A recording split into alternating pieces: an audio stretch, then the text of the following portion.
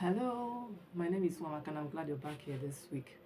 Whenever you react in a particular way, you are simply trying to show that you're a normal human being. In other words, if you're hurt and you react because you're hurt, it is perfectly normal. If, for instance, and something happens to you and then you cry because probably you feel pained because you're grieving someone, it is perfectly normal. Reacting emotionally to things for me is a perfectly normal way because you're a human being and you cannot divorce yourself from your emotions. I think the watchword is to not to go overboard. Now there are some people or there are some certain societies that limit or expect people to behave in a particular way. You are told, oh, don't get angry, oh, don't do this, oh, don't do that, oh, men should not cry, men should show that they are strong, men should do this. At the end of the day, we are using our own societal expectations, our own values, or our own rules and regulations to push down on other people. Don't foist your rules on other people. If people react emotionally to whatever it is they are dealing with, it is perfectly normal. As a man, do not allow people to tell you not to cry. I believe, and I think it's even scientifically proven, that when people cry when they are grieving, it helps them to recover faster, it helps them to become better or recover faster from whatever emotions they are dealing with. And then there are other people that will say it is not good to get angry. I do not think that there's something bad with being angry.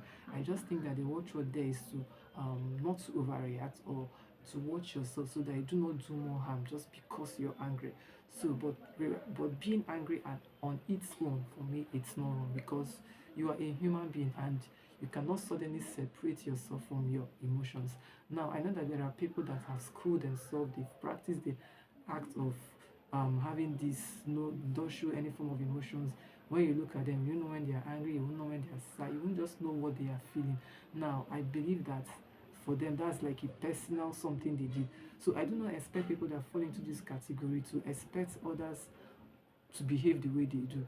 If that is your own natural way of reacting to things by not showing emotion, it is still valid.